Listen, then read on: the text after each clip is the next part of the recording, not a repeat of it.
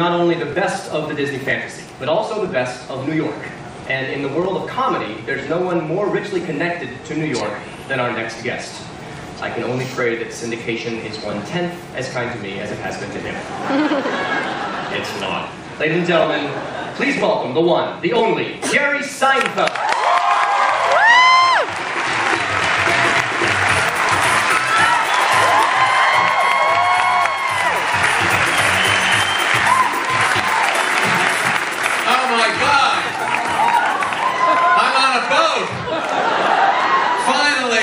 To see what the end of my career will be like. It's not so bad.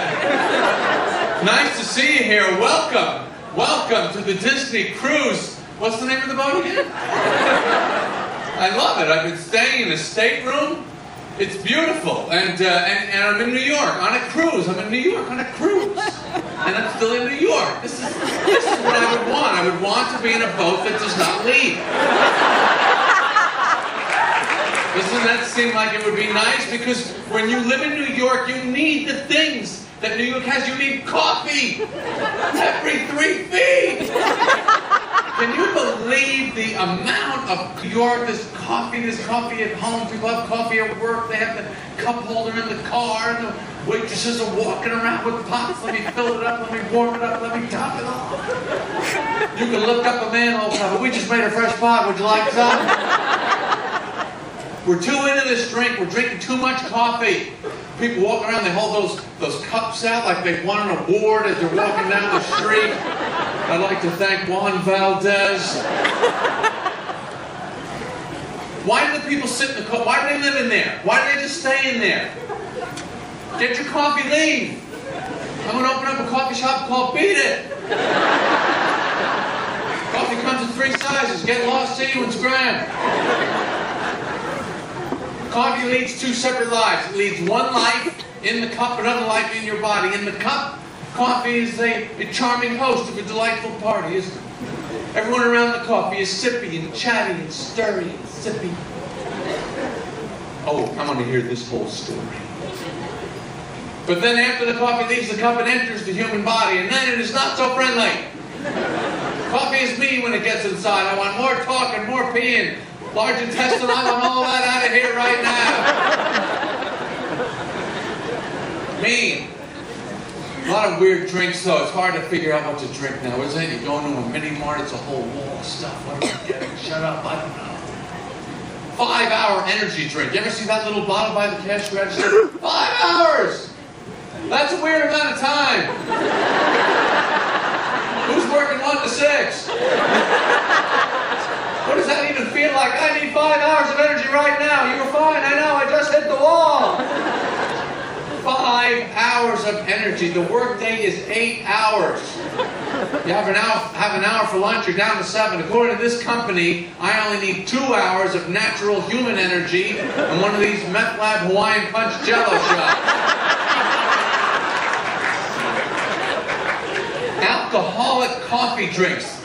This is how desperate we are to come up with new things to consume. Alcoholic coffee. How rare is that set of circumstances where you need to be whatever the opposite of tired and sober is? Sometimes I want to be trashed and alert. I know my car was all over the road, officer. I saw every second of it. I know I'll be filling out papers at the police station all night. Bring it on, I'm sharp as a tack. Don't know what to drink, don't know what to eat. Nobody can figure out what to eat. It was so much easier when we were kids. When I was a kid, they invented the Pop-Tart, the back of my head blew right off. Do you remember that? We weren't ready for the Pop-Tart. They didn't ramp us up. It was the 60s. We had toast. That was it. Orange juice frozen years in advance. I had to hack away at it to get some liquidity. Shredded wheat. It was like wrapping your lips around a wood chipper. You'd have breakfast. You had to take 2 days off for the scars to heal. We were chimps playing in the dirt with sticks. My mother would make cream of wheat. Remember cream of wheat? She wouldn't put enough water. It was thick. I couldn't even move the spoon. It was like rowing in the hull of a slave ship. And then the Pop-Tart. It was like a doorway to another dimension. You open the flaps, the Pop-Tarts are not even visible. They're in the packets. Remember those special packets? They had a metallic alloy lining from NASA or something.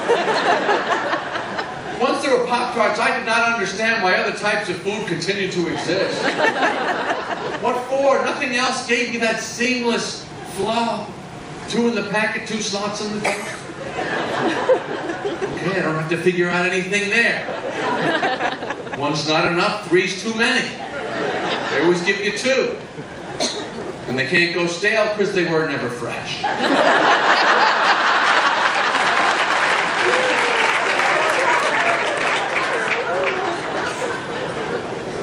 I'm 57 years old, I'm married, I live here in New York just up the street. I have 3 kids, my son's birthday is today. You know, these kid birthdays, this is the new parenting. They gotta bring every kid in New York, it's gotta be in my house. They would say, well, we have kids, why do we need these other kids here? Do you find that other people's children never look quite right? Is that boy's head supposed to be? He looks like a melon head. And the parents come to pick him up, oh, they're melon heads too, it's a melon head family. They're weird, these birthday parties. The piñata, bizarre. The kid's almost 7. Let's teach him blind rage and senseless violence. Hold their little shoulders. You wail on this ignorant beast. You hear me? You take this crude weapon and you beat the snot out of him. And whatever falls out of his ruptured carcass, grab it and eat it right in front of his face.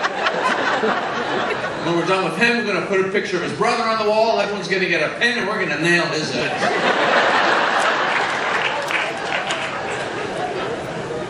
But I love being married. I love it. I'm married for 12 years. It's a beautiful thing. What is marriage? What's it about? It's about listening. You better listen.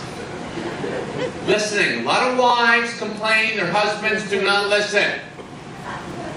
Never heard my wife say this. She may have.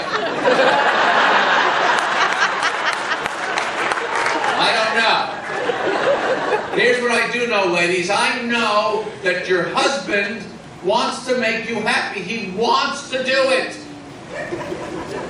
He cannot do it. He doesn't know how to do it. Sometimes we do it. We don't know how we did it. Can't ask, what did I do? That looks like you don't know what you're doing. Can't do nothing. Well, the woman says, I can't believe you're doing this. Man says, doing what? The woman starts crying. The man says, I didn't do anything. The woman says, exactly. So marriage is a bit of a chess game, except the chessboard is made of flowing water, and all the chess pieces are smoke. You can make all the moves you want, they will not affect the outcome of the game.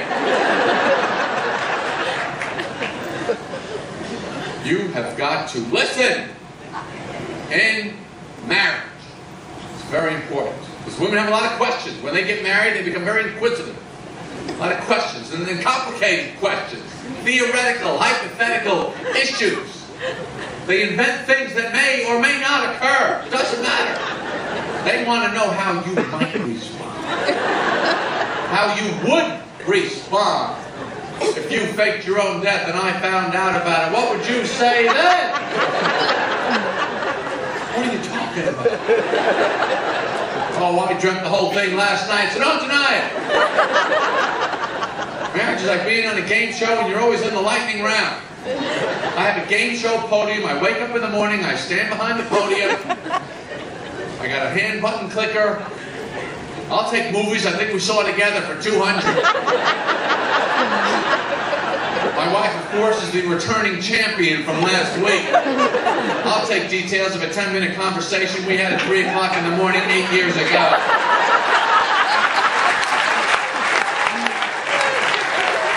I would like to bet everything I have on that, Alex. I'm going for the win right here. I took the kids out to the movies. There's a new announcement. Have you seen the new announcement in the movie theater? Please pick up the garbage from around your seat after the movie. Oh, okay. Maybe I'll bring my orange jumpsuit and a wooden stick with a nail in it, too. I'm not picking nothing up. I'm the one that threw it down. There's an agreed-upon deal between us and the movie theater people that is understood by every single person in this room. You're ripping us off! And a lot of overpriced, oversized crap we shouldn't be eating to begin with. That's fine. In exchange for that, when I'm done with something, I open my hand and let it roll down 8 rows. The cup holder's the only thing they've given us in the past 100 years for going to movies. It grows out of the armrest. You're resting your arm, you certainly won't be expected to hold a cup. Eventually they'll put in some automatic popcorn shooter that fires one in every 5 to 8 seconds.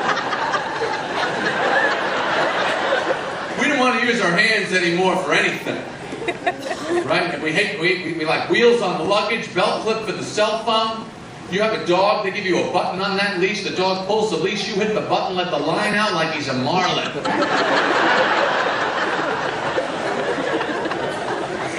You go in the public restroom, the toilet flushes, it flushes itself. It sees the whole situation from your perspective. Looks up at you, I got this one. That little blinking red light just watching you. Are you done yet? That about all you got? And why, by the way, are public restrooms constructed from the most sound, reflective materials that are possible? What do they use? Metal, glass, rock-hard tiles, so that every tiny human noise is rendered in Dolby Pro Logic surround sound quality. Is it not bad enough that we shatter the dignity of every decent law-abiding individual that goes into one of these little hideous stalls? They always have that little viewing window. What is the purpose of this? So I can see their lifeless, collapsed pant legs, tragic little shoe front poking out from underneath.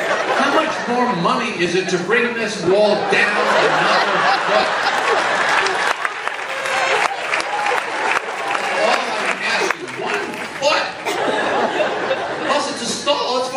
I don't want to be in a stall.